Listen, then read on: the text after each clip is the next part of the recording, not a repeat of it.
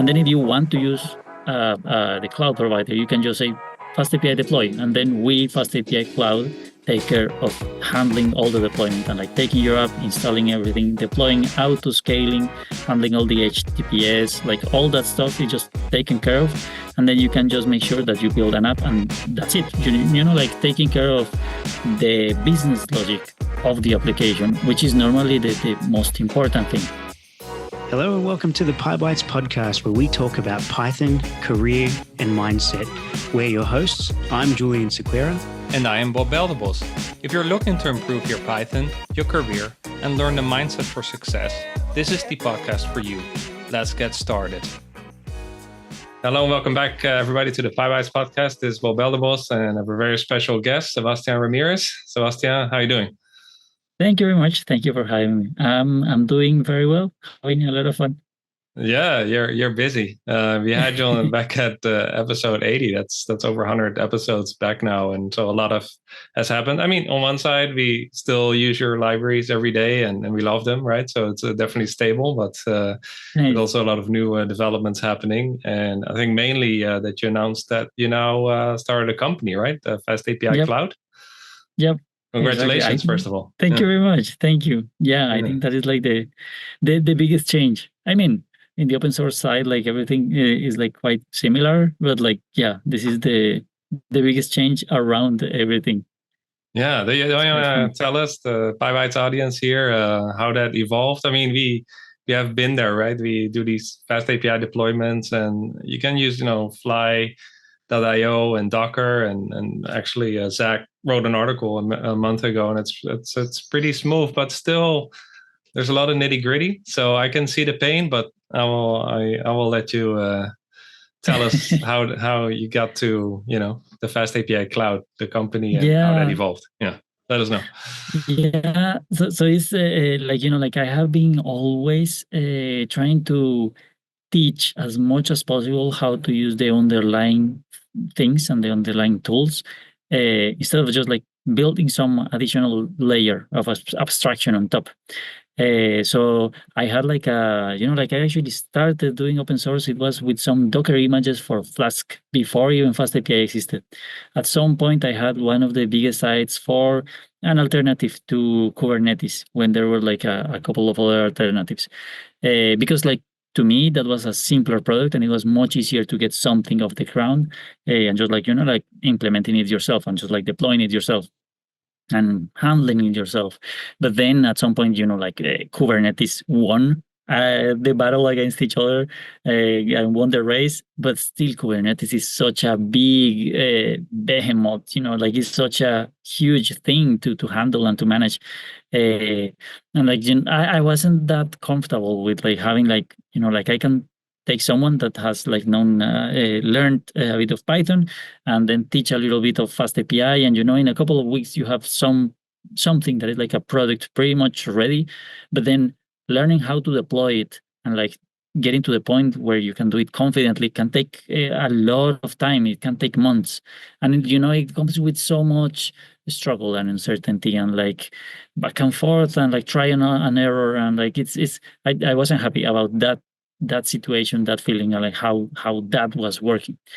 And knowing that, okay, like the main alternative right now is Kubernetes, or maybe trying to use one of the products from one of the providers. Like, there are many, like Fly or Render, Railway. There are many providers that do, and they do a very good job at providing a sort of generic layer of tools on top of some other lower level abstractions, but at the same time, they need to be abstract enough to be generic enough for many use cases and try to cover like many different programming languages and frameworks and things. So when you are going to deploy something very specific like FastAPI, and you want to use one of these tools, in many cases you end up having to tweak a bunch of configurations and a bunch of things with just the nuances of each one of the cloud providers. So like all the idea of removing all that friction of dealing with the underlying cloud infrastructure or the Kubernetes or whatever is it that is going underneath, the idea will be to try to remove that as much as possible. But sometimes that ends up becoming just exchanged by some different types of configurations that are specific to some specific provider and things like that. That's the point where I thought like, okay, it will probably make sense to be able to, it will make sense to have something that will allow someone to just write some code and just have one command and it will do everything right by default and like do all the nice things by default, so that you are developing an app and you run FastAPI dev to have the local development server, and then if you want to deploy it in any other way, you can do FastAPI run and you have the production server. And then if you want to use the cloud provider, you can just say FastAPI deploy, and then we FastAPI Cloud take care of handling all the deployment and like taking your app, installing everything, deploying, auto scaling, handling all the HTTPS, like all that stuff is just taken care of. And then you can just make sure that you build an app and that's it. You know, like taking care of the business logic of the application, which is normally the most important thing. So that was the idea. That's the product that we are building, and it's like I feel is like similar to what FastAPI will provide in you know like in another layer. You could build everything that you will do with FastAPI with any other framework and just like adding a bunch of plugins and configurations and like I don't know, maybe manually writing the Open API. Like it's possible, it could be done, but it's probably simpler to just build something with FastAPI. And of course, you can deploy FastAPI in any other cloud, however you want. Like it's all open source, it's all based on open standards, so that you can deploy it however you want, and you will be able to keep just doing that. But maybe there's like this additional level of abstraction that is just the right abstraction level, so that you can focus on the application and we can handle the cloud part. That is the premise. That is the idea, and that is what we are building. Yeah, and I agree. If we can just focus on writing the business logic, that would be great. And so I had a nice involvement as well, because you started to add the FastAPI command line, and now it's just an extra switch, right? Like FastAPI deploy. And I guess that I haven't tried it yet, because right now there's a waiting list, right? Yeah. Like right now we have a waiting list, and like I'm super glad to see that people have really liked the idea, and so we have like a lot of people have joined the waiting list and have been asking for the like early access. We are right now, the phase we are right now is we are doing I don't know when this episode will come out, but at the time of recording, pretty soon. Okay, nice. At the time of recording, we are in the alpha preview stage, so we are having some just a few people join in, and we are doing some UX research interviews, just to check all the workflows, to clean all the possible paper cuts, to tweak and fine tune the developer experience to the maximum, so like you can provide the best possible developer experience for FastAPI, which has always been the key of FastAPI, having the best developer experience. We are in that stage. Next, we are going to start onboarding people in the alpha, in the beta previews, and then like we can like more consistently keep like onboarding more and more people, and like that will be the next stage. That is like super exciting. That will happen probably soon.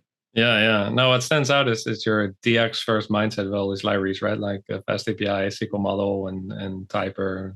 Great documentation, very ergonomic for the developer, right? So, but can you already reveal a couple of DX decisions you had to make with this, like how you designed the ideal experience?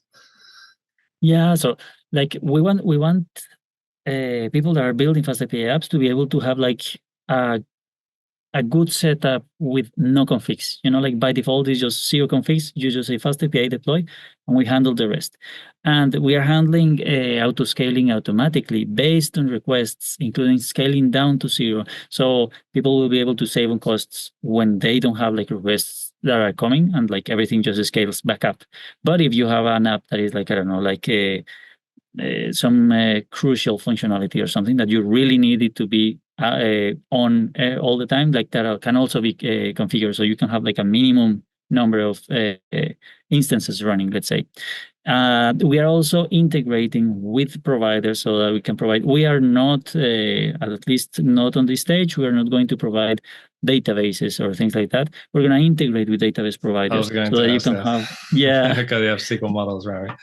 Yeah, and like SQL model, of course, will make total sense to have like the integration there. So we want to make sure that we tweak and fine tune the integration so that it's super simple. I mean, you could integrate with any third party provider just by setting the environment variables in the deployment, and you can just like use whatever tool you would like to use.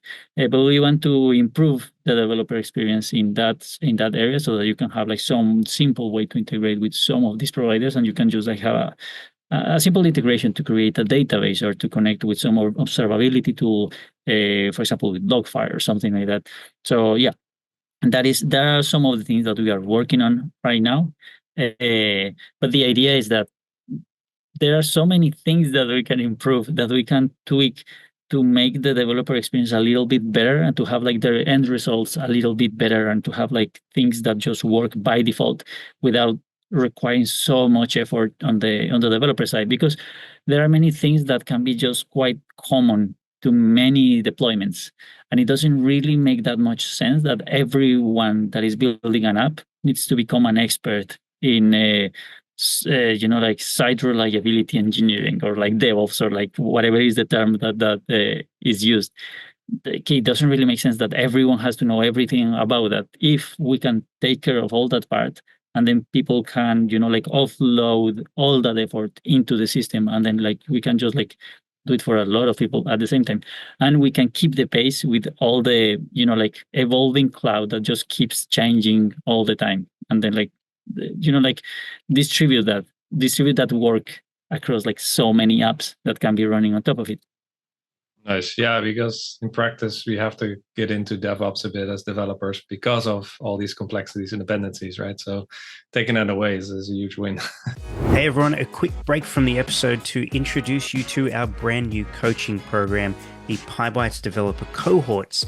Now, these are cohort programs typical of a bootcamp style interface of working together with a group of other people, except it's got that unique Pybites twist on it where you are going to be building all day, every day. There is very little material that you will be consuming, so you won't be stuck in that tutorial paralysis. The point here is that you will be building from day one and alongside other people also building the same app in their own repositories. You can all talk, you can all share, you can all grow together. And of course, you'll have a Pybites coach supporting you the whole way. So if you are interested, just check it out. Click the link below. It is pybitescoaching.com, and we will see you in the next cohort.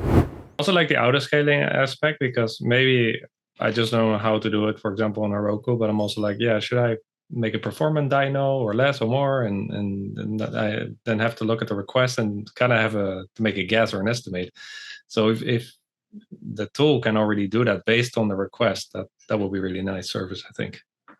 Yeah, and the thing is also that like we are hyper focused on FastAPI and Python, so we can make like we can assume many things and we can make many optimizations that are just like devoted to all this ecosystem, without having to worry about like making something that is generic enough so that you can run like many other types of programming languages and frameworks and things. Like we are first trying to hyper focus on this and then like figure out what are the next things that we need to build. But like our focus is just to build something, do this thing and do it very, very well.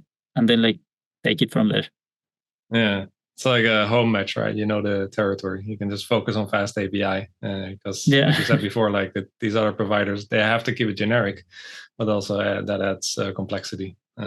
Yes, definitely. So tell me a bit about the journey, how the company came about, and there could, I guess, be some challenges with business versus open source. So how was that journey, and what were some of the challenges you had to overcome? No, yeah, like it's actually like like many people and also investors and friends and like people have been like telling me for years, like, hey, you should build a company. But it was like I didn't have a specific product that I could sell. And when every time I figured I could build something else that could be useful, then it only made sense to make it open source. So that's how Typer was born. That's how SQL Model was born. It was like, well, like this, I think this is going to be useful for a lot of people, but it just doesn't make sense to make it in a different way that is not just open source. So like, like I was just like reluctant to building a company or building a product. But then the combination of so many users building FastAPI, building with FastAPI. It's just growing so much, and the landscape of deploying stuff getting like so complicated. It's fun because, like, it's very powerful to get a pure Linux machine and just install everything and deploy there. And then it was so useful, and so it felt so, yeah, so powerful again when you could just like build a Docker container, Docker image, and deploy that, and like you have replicable stuff and like all that. And it felt like we were going towards something that was simpler and linear and like easier to manage. And then I guess like suddenly we needed to handle the scale of the internet, and one single machine was not enough. And then like now we need a cluster, and just changing from one machine to multiple is just this massive increasing complexity. And then dealing with all the Kubernetes, all the cloud providers, like all the stuff is just like so much. That combined with like there's a lot of people building fast API, and like like I felt this what sort of a shame, or like I felt bad that I couldn't provide something to users, and I could tell them, hey, you got this far in the documentation, you learned how to do all these things, now you can build an application that is pretty much production ready. The next step is just like deploying it, but it's like deploying it, and now you're on your own, go and figure it out yourself. And it's just like this massive jungle of terms and like concepts and things to learn, that like I felt like like I was just like throwing people out the cliff and like just go and figure it out yourself. uh, so like I felt like it was something that was missing there, like there was a bridge to finish crossing that cliff that was needed there. And seeing how all things, like the landscape of deployments, clouds, Kubernetes kept getting more complex, and like people kept needing to deploy applications, and also getting inspiration from other providers, like like I don't know, Vercel, Netlify, Cloudflare. There are many providers that simplify a lot of the work. For example, in the front end world, where you can just like build your front end and just like use one command, and then you deploy that, and they take care of like a lot of the parts for that area. That felt that it was like quite simple and useful, and like I could just like focus on like doing that work. But there was no, I didn't see something that was doing that same type of, providing that same type of developer experience for backend development, and even more in particular for fast API. So it felt like there's this thing here that will make sense. It will make sense to build this. And this is also, whenever I'm building something, I try to see I try to compare what will be the cost of learning how to use the underlying things versus the cost of learning this new idea that I'm thinking I could create. And for the idea to be worth it, the cost of learning my new thing has to be much, much smaller than learning whatever is the underlying technology. Like hopefully like orders of magnitude simpler or smaller, or like improve the developer experience so much that it's like actually worth it learning that.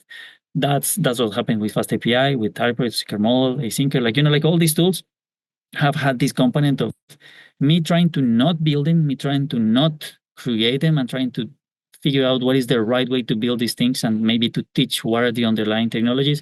And then at some point, it just really made sense to make something that will be a little bit simpler on top. And by learning how to use this simpler thing, it will save a lot of learning and work to learn all the underlying stuff.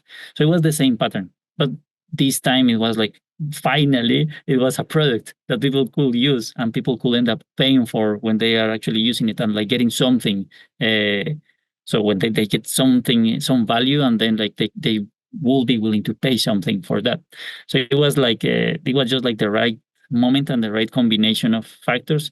And at the same time, this was I think the right type of product, in that it has a very nice alignment with the open source side.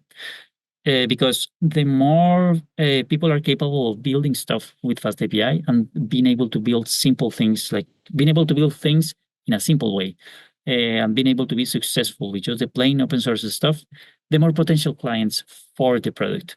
So it just, everything aligns very well. Like it's the right incentives for the company. It makes sense that people are being able to use FastAPI very successfully. So it makes sense to keep the libraries well maintained, to have good documentation, to make sure that everyone can keep building like more and more types of apps with FastAPI. It's just like the right alignment of things. So I, like I thought it was like it just made sense to try and build that. The only thing is building that required a lot of capital, increasing the team, and a lot of effort and time dedicated to that. But if I was, like willing to take that effort and to do all that, and like going the route of raising money and like getting the team, building all the stuff.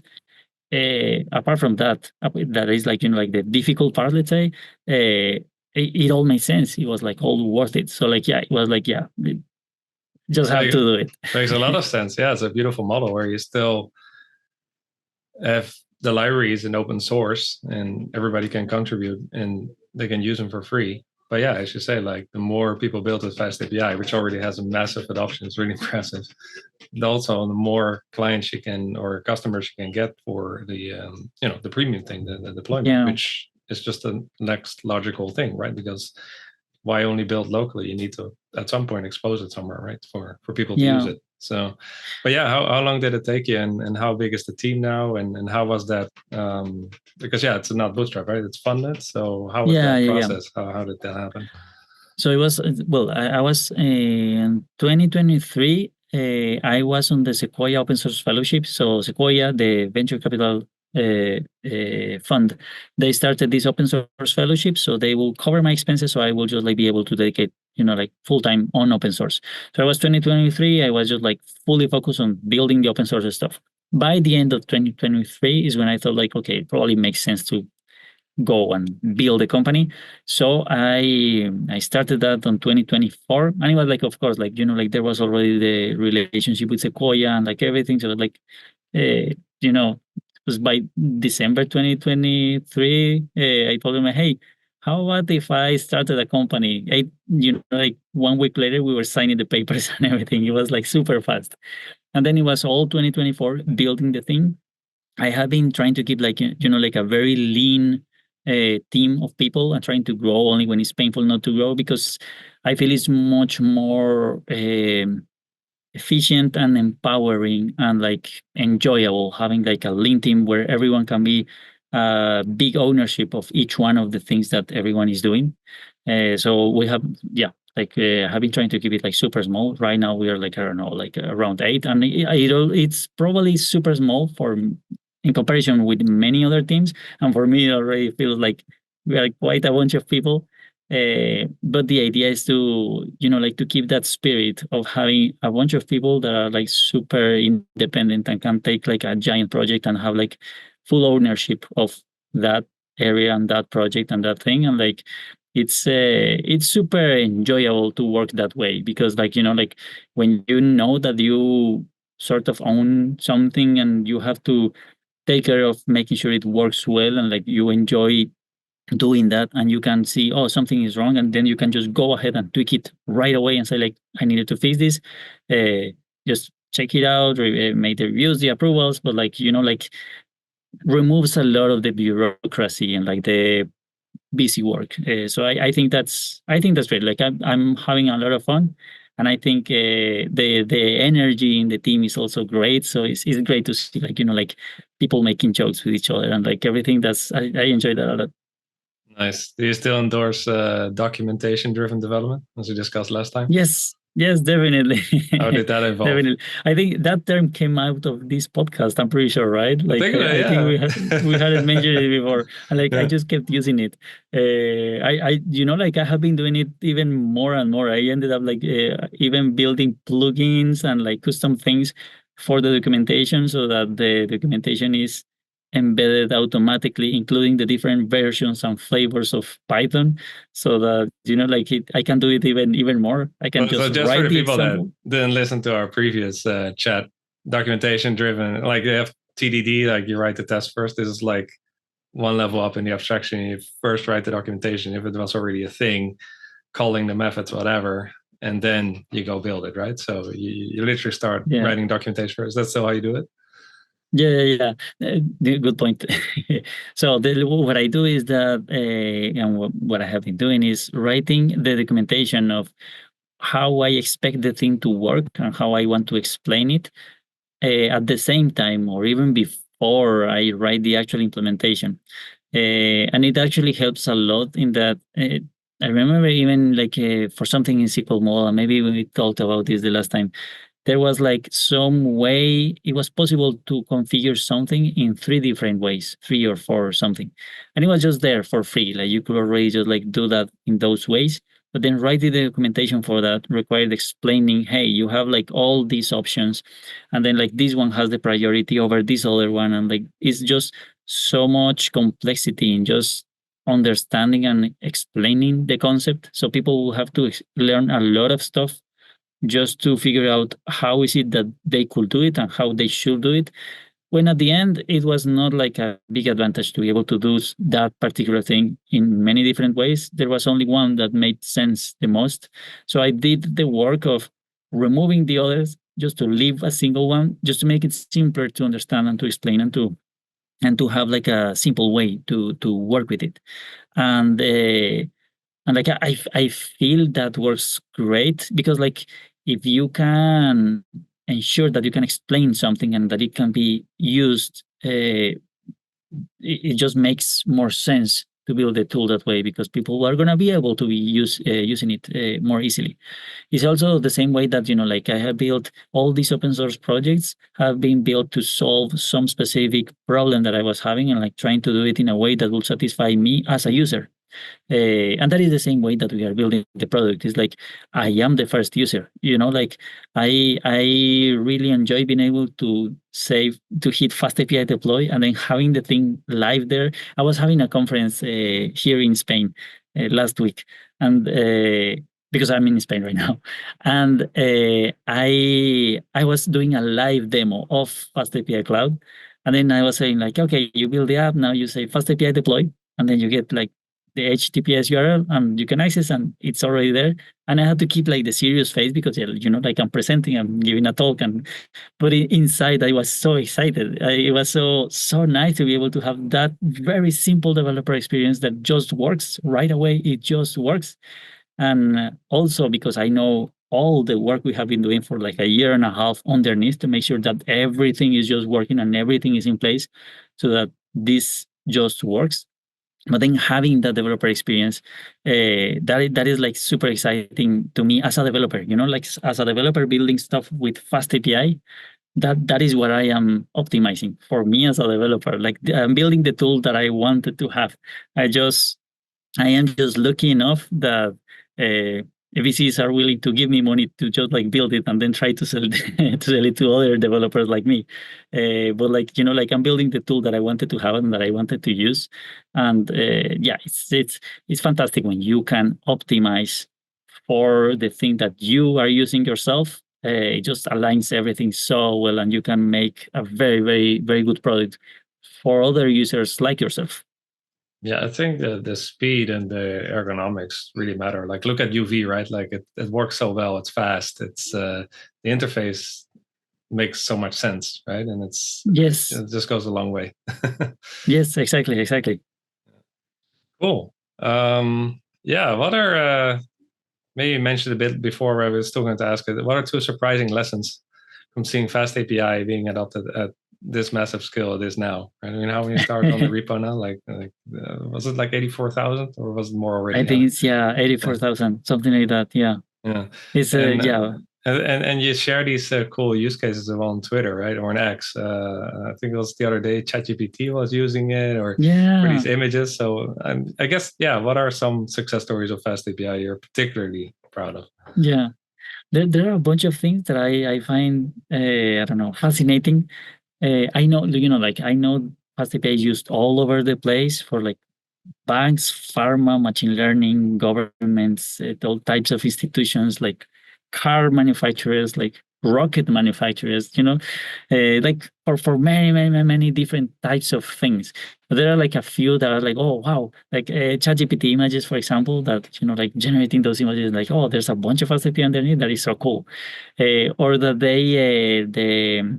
the space telescope, the James Webb Space Telescope, sends the science data and like all the images, sends that to the Earth. And then from the Earth, they use FastAPI to distribute that around the globe using FastAPI. I think that's super cool. And also they use it to control at the CERN, they use it to control the particle accelerators, like the Large Hadron Collider. Like, I mean, there's a lot of additional software before and after just to get to the particle accelerators, but FastAPI is the API that sends the information to control the particle accelerators, and for me that's mind blowing. And then like like I tweeted about that, and a few people came like, oh, it's the same, like we also use it in Brazil, and they also use it in the United States, and they also like like there are a bunch of particle accelerators around the world controlled with FastAPI, and that's fascinating. Could you have even imagined that? Yes, 5-6 I years never ago? imagined that. Like like it's like, oh no, like if you see a black hole in the sky, maybe tell me. I don't know, might be a bug. Yeah, I don't know. I also someone told me when I mentioned the space telescope, someone also told me like, oh, also the largest telescopes on Earth that are like managed by the I don't remember what is the name, the European Space Association, something like that. I forgot the name, but they handle the largest telescopes that are like inside of the Earth, and they are also like controlled with a bunch of FastAPI internally. So I don't know. It's like to me that's super intriguing, fascinating. And like for like all the daily apps that you're using, like it's used to handle the incident response in Netflix. I don't know, things like that. It's very cool. Amazing. Yeah, it's also nice that you have the full scope, right? Because you have FastAPI, and then you added SQL model for the database, and then you have Typer for the command line. For example, doing this app now in a cohort, and we use all three, right? Because it makes sense to cool. have the full scale. Maybe the only thing Alembic that you still have to kind of use separately and might not be too intuitive. But yeah, you're probably busy. That is also that's actually part of the plans. Like and like like all the projects, all the open source projects are actually quite important to us. Like we are using internally for the product, and like they are also useful and they're important for our users. As I was saying, like having the right alignment of incentives is great, because now for the company that is the one paying the money for the developers, it makes sense that the projects are well maintained, are easy to use, and have like good features and everything. So it just makes sense to devote and like dedicate resources into improving these tools. So I'm super excited about that. So for example, with SQL Model, I want to have an integrated CLI that wraps Alembic and makes like a simpler interface. It will probably be just Alembic underneath doing the work, but maybe with a simpler interface that is like probably more familiar to how all the other tools are like behaving right now and things like that. So like there's a bunch of things that we can like do on improving like all the projects. In all the projects, I have ideas like we can do this and we can do that and we can improve this here and there, so that like people that are already using the tools can just like keep using them as they have been, but then like a couple of tweaks and like a couple of extra features and things that should simplify how things are done. That will be great in like a couple of in a couple of cases. Yeah, I mean the command line interface for FastAPI only came later, right? So you could always add that to SQL model. Exactly. Yeah, exactly. Nice. Yeah.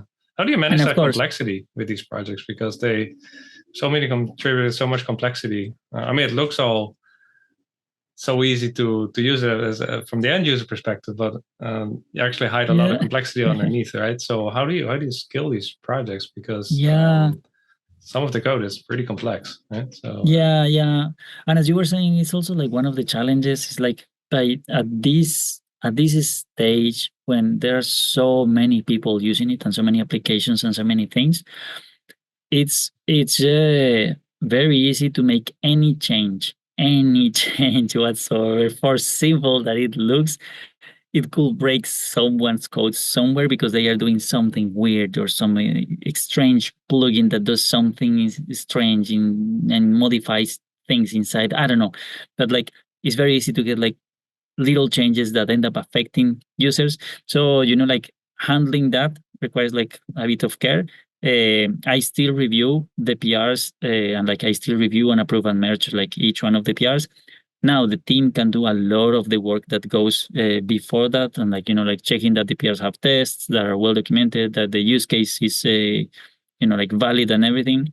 But I still give them like a final check, and it's sometimes not obvious for like like the general public using the tools. For example, someone comes and says like, "Oh, why hasn't this PR been merged? It's just like one line change. Like it should have been merged way before." And it's like the thing is, I cannot just review the line that changed. I have to review the other 6,000 lines that didn't change, because like I don't know how this is affecting everything. I have to check everything that this could be interacting with to make sure that I'm not breaking something else. So like it requires a lot of careful checking that everything is correct, and I prefer to lean on the side of keeping very good quality, and like not just like changing a lot of stuff. Like I don't really need to move fast and break things. I need to make sure that things are like like properly there where they are, and that they make sense, and that there's a little chance that they will break a lot of stuff. And also, whenever we change things, I make sure that I have like some time to repair anything if there's anything unexpected that just exploded.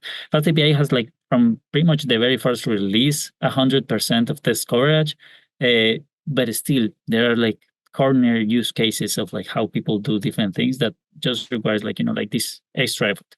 Fortunately, now also with the team, is also easier to like scale that a little bit more, and like also to have like also part of the FastAPI team, part of the people that help with FastAPI is not just people from the company, also people, external people, and like the FastAPI experts and things like that. And they help me check like whenever they see that something is like important, that is breaking or something, they can come to me and tell me like, hey, pay attention to this one in particular is important, because the inflow of questions is just massive. It's just very difficult to handle it on my own. But then like having this additional help, helping me make sure like like keeping eyes on everything, that just it helps a lot. So it's like it's weird, that is different than what it looks like from outside, but it's a lot of fun. Yeah, it's quite fascinating how many eyes there are on it. I mean, the contributor page has hundreds of people, and it's very open, and somehow it all works, and it is an efficient flow. It seems like, yeah. But it's also fun that the like the amount of people that come and contribute and like help consistently and just like keep helping is actually tiny. It's a handful of people that are like doing most of the work. In most of the cases, people come and ask one question and then they just leave, or they come and make one PR, but they never come again. Maybe even if the PR requires like additional changes, in many cases they don't come back, or they come back for this specific PR, but it's not that they are like helping review their PRs, or like like it normally contributions are normally sort of handling something that is in particular important for the person that is doing the contribution. So like it has like these additional nuances of how to handle all that, but still like like this is not different than all the other open source. Most open source projects, and this is actually quite counterintuitive, but most open source projects are handled by one person or like a handful of people, if they are lucky. In most of the cases, it's just like one person or like 1.5 or 2. That's like the big majority. And the big projects, like I'm talking the biggest projects, they are still like in this same situation. So like this like it's like this handling of expectations and like managing all that, and like even though it's not obvious, it's like still like handful of people just like putting a lot of work behind the scenes. Yeah. How do you even keep balance, right? Because you have these 3 or more projects, and now the company. How do you keep the balance? It's actually that's like like I keep it's one of those things that I keep coming back to and thinking about what is the right thing, what is the thing that I could put my attention on or like put effort on that will have the biggest impact right now. And like dividing that and trying to work on that. For example, like I don't know, like 2 days ago there was a release in Click that will change some things, and like there were like some breaking changes that I needed to handle in Typer.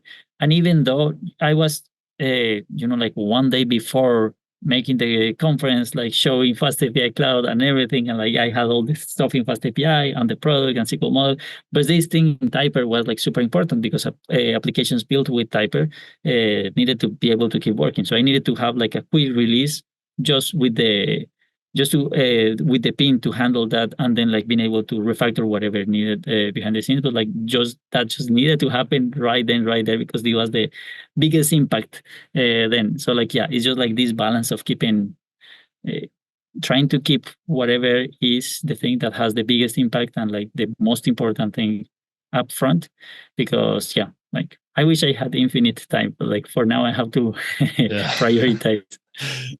80-20 Pareto principle to the extreme. Yeah, I guess you just have to accept that you never can do all the work, all the issues. It's just not going to happen. Yeah, it'll be working forever. Yeah, and, as long as you just constantly focus on the most important tasks, you can get pretty far. Yeah, exactly. And getting the help of people that are just like helping me like handle all the projects and everything, that's amazing. So like, yeah, that helps a lot. Yeah. A quick break from the episode to talk about a product that we've had going for years now. This is the Pybites platform, Bob. What's it all about? Now with AI, I think there's a bit of a sentiment that we're eroding our skills because AI writes so much code for us. But actually I went back to the platform the other day, solved 10 bytes, and I'm still secure of my skills because it's good to be limited in your resources. You really have to write the code. It really makes you think about the code. It's really helpful. Definitely helpful as long as you don't use AI to solve the problems. If you do, you're just cheating. But in reality, this is an amazing tool to help you keep fresh with Python, keep your skills strong, keep you sharp so that when you are on a live stream like Bob over here, you can solve exercises live with however many people watching you code at the exact same time.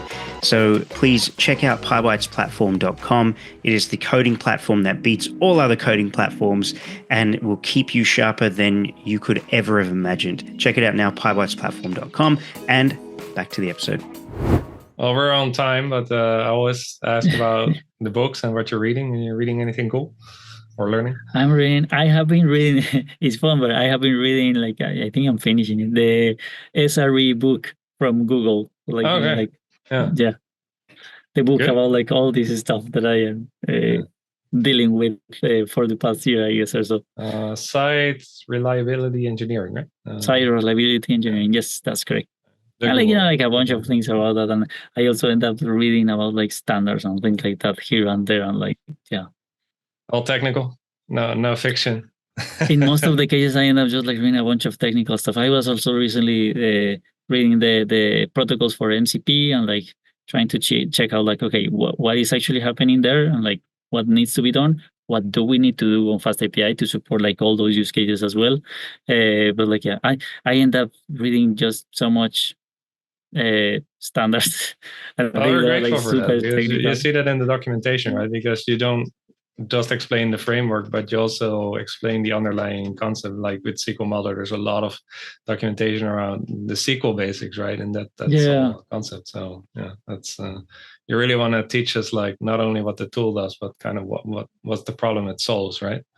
Yeah. At least that's the intention. Definitely, I'm glad to hear that you that you say it, because like, yeah, that's definitely the idea. Awesome.